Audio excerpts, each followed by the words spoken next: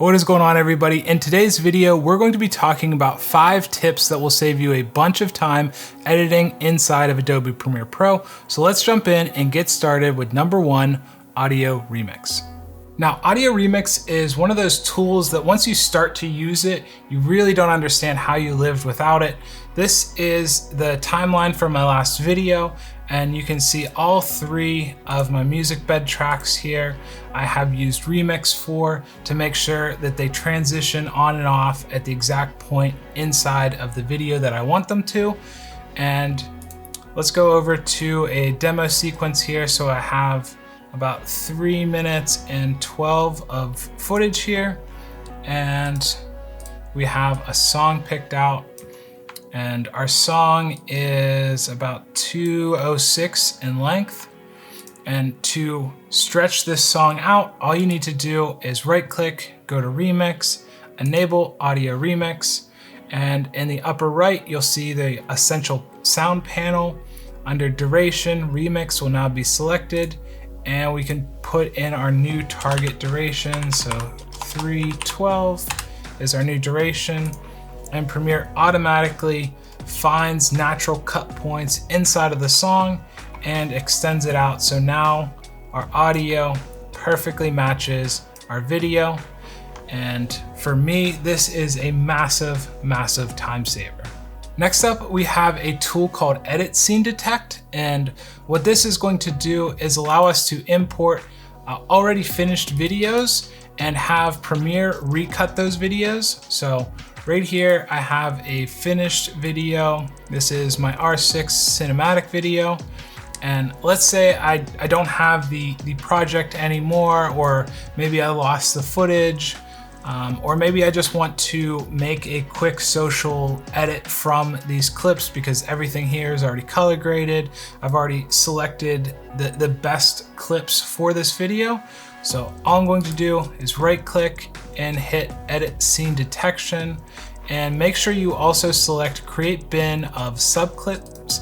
And what Premiere Pro is doing is analyzing the entire clip, finding all of those cut points, and then clipping out each individual piece of footage and putting it in a bin for you to use later. Once it's finished analyzing the footage, you'll see now a cut point where each new clip is, and then you'll also see a bin up here that now houses all of that footage already cut up. So if you wanted to use this footage down here to recut a video, now you already have perfectly timed clips that you can just pick and pull and easily cut a 30-second Instagram reel, or maybe you want to reduce this video from 4 minutes down to 1. Now you can do that without having to have the original project or any of the original clips. Third up on the list, we have Auto Reframe. Whether you love or hate vertical video, at least for now, it is here to stay. And what Auto Reframe allows you to do is cut a video once and deliver it on multiple aspect ratios. So you cut a video in 16:9. With Auto Reframe, you can deliver a 4:5 or a 9:16. And to do that, what we're gonna do is take our sequence, right click, go to Auto Reframe Sequence, and now you'll be asked what target aspect ratio. So you can do square, vertical, 4:5, vertical 9:16, horizontal 16:9. So let's do vertical 4:5. This is something you would do if you wanted to maybe post this video to Instagram. Now what Premiere is going to do is automatically create a 4:5 sequence from your 16:9 sequence, and then it's going to go and analyze and reframe all of these clips. And what that means is Premiere is going to try its best to figure out what the subject in the clip is, and then it'll track that and try to keep that subject in the center of the frame. Once Premiere is done auto reframing and analyzing all the clips, you can now see, so let's take this clip for example. If you look at the original clip, you'll notice how all of these birds are off to the left side of the clip. And now if you look at the reframed clip, what Premiere has done is made sure to center up what it determines as the subject in the middle of your clip, and this just saves you more time, so you don't have to go through and shift your clips left and right. If you have subjects in your clip, Adobe is pretty good at finding those subjects and keeping them centered in your footage. Now this next one I learned way too late in life. This is how you can batch change the frame rate of all of your footage at once.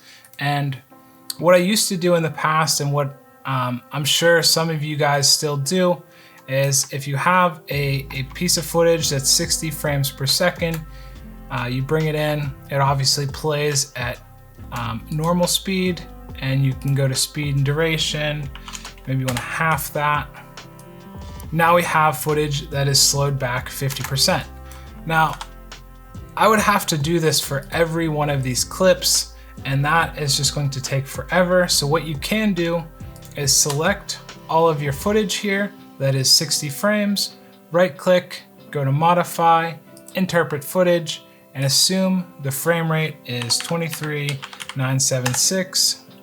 And now all of this footage that used to be high speed, or used to be 60 frames, is now already slowed down for you without you having to do anything. Now you can scrub through, find the in and the out point, bring it down into your sequence, and your footage is already slowed down, ready to go. Last but not least, we have productions. And this is probably one of the newer tools that Adobe has implemented into Premiere, and it does take a little bit of time to get used to and set up and get up and running. But I've also found this to probably save me the most amount of time once it's set up and kind of working for you. And to create a production, you're going to want to go to File, New, and Production. You're going to name your production and choose where you want these files to live, and then just hit Create.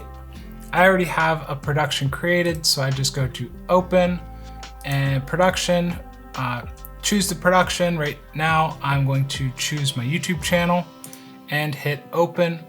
It's going to open a little Productions tab here that you can then set wherever you want. You can also go to Window and Production to pull this up at any time. And now inside of Productions, this is just kind of a hub where all of your projects and media and everything kind of live.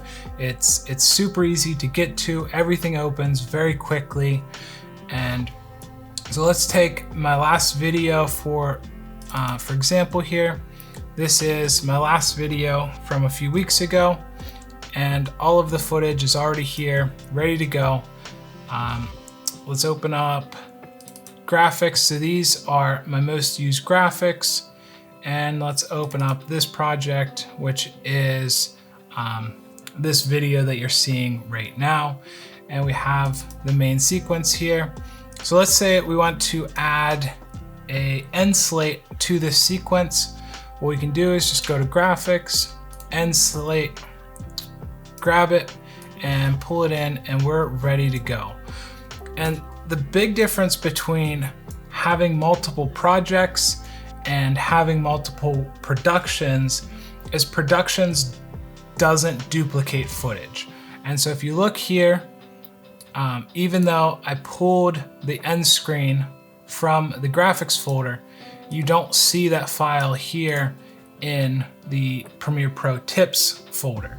And that is because instead of duplicating the clip and moving it across, it is just referencing that other production to use that piece of footage. And so I can come here to my backpack review, and I can grab anything I want. So let's just take this B-roll clip.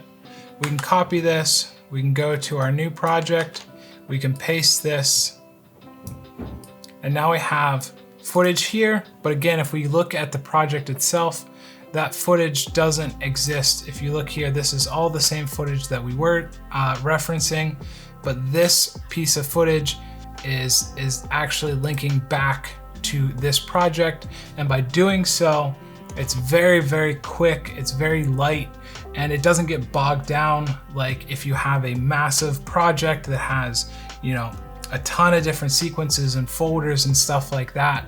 Having a bunch of different productions just makes it that much easier. And I also have stuff in here like video templates. So if I would want to start a, let's start a new project and we'll just call it test.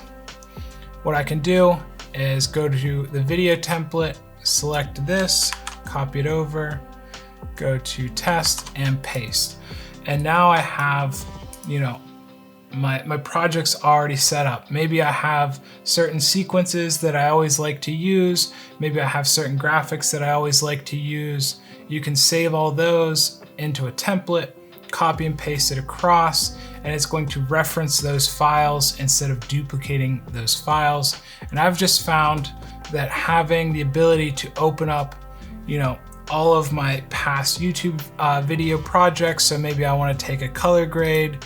I have all my color grades here. I have all of my audio effects, music, sound effects. Being able to just bounce back and forth between projects that kind of live under the same umbrella has just proven to save a ton of time. It has taken a while for me to set all of this up, but it saved me a ton of time already. And if you have never used Productions, I highly, highly recommend it. And there you have it, 5 essential Premiere Pro tips to make you a faster and more efficient editor. I know I left off quite a few tips in this video. If you have any that you thought I should have included, leave them in a comment down below.